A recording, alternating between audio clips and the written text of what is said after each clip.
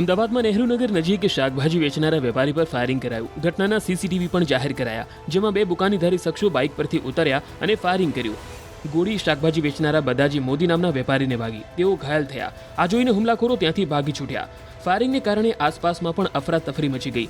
ઘાયલ વેપારીને તેમનો પુત્ર રતનલાલ દ્વારા તાત્કાલિક હોસ્પિટલમાં ખસેડવામાં આવ્યા, પરંતુ સારવાર દરમિયાન તેમનું મૃત્યુ થયું. પરિવાર દ્વારા હત્યારા પકડાય નહીં ત્યાં સુધી મૃતદેહ સ્વીકારવાનો ઇનકાર કરાયો. પરિવારના આરોપ પ્રમાણે બદાજી મોદીનું મોત પોલીસની ઢીલી કામગીરીને કારણે થયું છે.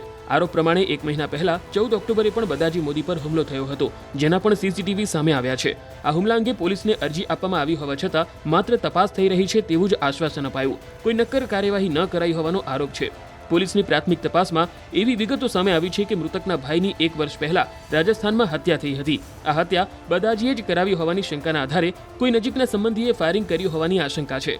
ઉપરાંત રાજસ્થાનમાં પરિવારની જમીન પણ આવેલી છે. આ જમીન બાબતે બદાજી સહી ન કરતા હોવાના કારણે કોર્ટ કેસ પણ ચાલી રહ્યો છે. આશંકા પ્રમાણે આ જમીન વિવાદ પણ ફાયરિંગનું કારણ હોઈ શકે છે. જોકે પોલીસ સમગ્ર દિશામાં હજુ તપાસ કરી રહી છે. કાલે સાંજે 8 વાગે હું અને મારા પપ્પા બેઠા હતા. પછી માણસો બધા આયા, 2 જણા ખુરશીમાં હું બેઠો, પપ્પા બેઠો તો હું બાજુમાં બેઠો હતો. પછી પેલા 2 માણસો આયા, મોઢું બાંધીને આયા. પછી સીધા પપ્પાને ગન લઈને આવે ને પછી સીધી ગન લઈને અહીંયા મારી જાય પપ્પાને. પછી પેલા લોકો ભાગી જાય છે.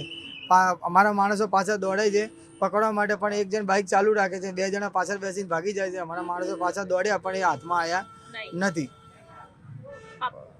પરિવારજનોમાં તમારા પિતા હતા? મારા પપ્પાને હું એક જ છું ને ગઈકાલે જે બનાવ બન્યો હું પપ્પા જોડે બેઠેલો હતો ને એ મારી હાજરીમાં જ બનાવ બન્યો છે. એ મોઢું બાંધીને આવ્યા હતા, સીધી ગન લઈને આવ્યા, સીધી ગન લઈને સીધી અહીંયા લગાવીને મારીને સીધા ભાગી ગયા. તમને શું લાગે છે પોલીસ કેસ થયો આખા મામલાની અંદર અંગત અદાવત કોઈ જવાબદાર? એ અગાઉ થયો હતો, એ 14 તારીખે બનાવ બન્યો હતો, એ મહિનો ઉપર થઈ ગયો છે. પણ અમને સાહેબે કીધું હતું કે તમારા કાર્યવાહી અમે કરીએ છીએ, તપાસ કરીએ છીએ, પણ હજી કે થઈ નથી કાર્યવાહી. તો આ પહેલા કાર્યવાહી થઈ ગઈ હોત તો આ બીજી વાર અમારા બનાવ ના બનત. એટલે પહેલા અગાઉ પણ આ રીતે હુમલો થયેલો છે? હા, 14 તારીખે સવારે બનાવ બન્યો હતો. 5 વાગ્યાના ગાળામાં 2 માણસો આવ્યા હતા. પપ્પા ઘરેથી નીકળ્યા ફ્લેટથી, પાછળ આવ્યા. રોજે કોઈ વાર દેરાસર ખુલ્લું હતું, દેરાસરમાંથી જ્યાં દેરાસર બંધ હતું એ દિવસે અમારી પાછળની સાઈડમાં ગલી પડે છે જવા આવવા માટે, મેઇન રોડ ઉપર ગોપાલ કૃષ્ણ બિલ્ડિંગ દુકાન છે, એની અંદર જ ગલી છે આવવા જવા માટે. એ ગલીમાંથી પપ્પા બહાર નીકળતા હતા એટલે પાછળથી 2 માણસો આવ્યા. ફૂટપાથ ઉપર પપ્પા પહોંચી ગયા હતા બહાર. 2 માણસો આવ્યા અને પછી એમને છાતીને બધે પેટેને બધી મારી. પછી છેલ્લા સરવારે પછી પપ્પા આડા પડી ગયા. બીજો માણસ આવ્યો, એ મોઢું દબાવે છે, પાછળથી દબાઈ દે છે એમને. પછી કોઈ હથિયાર કાઢે છે, પેલો પેટમાં રોપવાની કોશિશ કરે, પછી અહીંયા આગળ પપ્પાને મારીને ભાગી જાય છે. લોકો પાછળથી આવ્યા છે, પાછળ જ ભાગી જાય છે.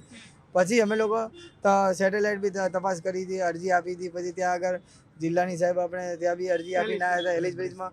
એમને કીધું હતું કે અમે લોકો તપાસ કરીએ છીએ ને અમને આશીર્વાસન આપ્યો હતો, પણ હજી સુધી અમારું કામ થયું નથી. તમને લાગે છે કે અગાઉ જે હુમલો થયો હતો તેની ઉપર પોલીસે ગંભીરતાથી લેવા જવી હતી આખી વાત? બિલકુલ. અગર પોલીસ પ્રશાસને 14 તારીખે જે હુમલો થયો એના પછી અગર ત્વરિત પગલાં લીધા હોત અને આરોપીઓને સળિયા પાછળ ધકેલી દીધા હોત તો આજે કાકા બેઠા હોત અને બીજી વાર આવી હિંમત ના કરત.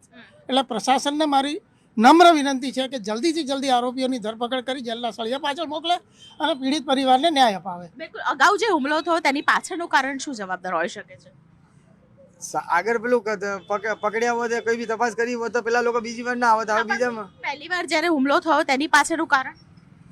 બહારથી માણસો મોકલ્યા કોઈ કે ને અમારી ઉપર હુમલો કરી ગયા. પણ કોઈ કારણ, કોઈ જવાબદાર કારણ બોલો તો કહેવાનો મતલબ અમારા પેલા આગળ બનાવ એક બનેલો હતો, તમે મોટા ઓપાનો ગામડે કોઈ કે મારી નાખ્યા હતા. બરોબર, એ ટાઈમે હું અહીંયા હતો. બરોબર, પૂછપરછ માટે મને લઈ ગયા હતા. પૂછપરછ કરીને મને ત્યાં રાખ્યો હતો. થોડા દિવસ પૂછપરછ કરી, તપાસ કરી. પોલીસવાળા સાહેબ ગામડેથી રાજસ્થાનથી અમદાવાદ આવ્યા. 5-6 દિવસ અમદાવાદ અહીંયા રહી ગયા. મારી તપાસ બધે કરી. પછી મને પાછા રિટર્ન આવ્યા. પછી મને ત્યાંથી સાહેબે ત્યાંથી છોડ્યો. આપ શું કાર્યવાહી કરવાના છો આજે? અત્યારે સાહેબ મારા પપ્પાને ન્યાય જોઈએ છે. મને સામેવાળા મારવાવાળા વ્યક્તિ પકડાવવા જોઈએ. મારા 3 છોકરા છે, હું પપ્પાને આજે મારી નાખ્યા તો કાલે ઉઠીને મને મારતા શું વાર લાગશે? છોકરા નાના સ્કૂલ મૂકવા જઈશ, ઘરે જઈશ, હું ધંધો કરું છું, મારે શાકભાજીનો ધંધો. પપ્પા હતા તો સવારે વહેલા જતા હતા, વારા ફરતી અમે સંભાળતા હતા કામકાજ. હવે અત્યારે મારા જોડે કોણ છે? કોઈ નથી. પપ્પા તો જતા રહ્યા. હવે મારે સવારે વહેલા જવું માર્કેટે માલ લેવા, ને બહારથી માણસ આવે ને આવી તો મને મારી જાય તો શું કરે પાછળવાળા સાહેબ? એટલે મને ન્યાય જોઈએ છે, સામેવાળા વ્યક્તિ પકડાવા જોઈએ ને સુરક્ષા જોઈએ મને. બિલકુલ નહીં. જ્યાં સુધી પોલીસ પ્રશાસનના અધિકારીઓ અહીંયા આવીને આશ્વાસન ના આપે ત્યાં સુધી બોડી સ્વીકારવામાં આવશે નહીં, એવી સમગ્ર સમાજની માગણી છે. સમગ્ર સમાજના લોકો આપ જોઈ રહ્યા છો કે હોસ્પિટલ બહાર ઊભા છે, જો ન્યાયની માંગણી કરી રહ્યા છે. કારણ કે જે પ્રકારે સબ સલામતીના દાવા વચ્ચે નહેરુનગર વિસ્તારની અંદર રાતના સમયે ફાયરિંગ કરવામાં આવ્યું તેને લઈને અનેક એવા સવાલો પણ ઉઠી રહ્યા છે. કારણ કે નહેરુનગર એવો પોશ વિસ્તાર છે અને એ આસપાસના વિસ્તારની અંદર જો આ પ્રકારની ઘટના બનતી હોય ત્યારે પોલીસની ઢીલી નીતિ હોવાનું તમામ લોકો કહી રહ્યા છે અને તેને કારણે આ ઘટના બની હોવાની ખાસ કરીને તમામ લોકોની માંગ છે કે જ્યાં સુધી ન્યાય નહીં મળે ત્યાં સુધી તેઓ મૃતદેહ નહીં સ્વીકારે. કેમેરામેન પ્રકાશ દેસાઈ સાથે દીપિકા કુમાર, ન્યૂઝ 18 ગુજરાતી, અમદાવાદ.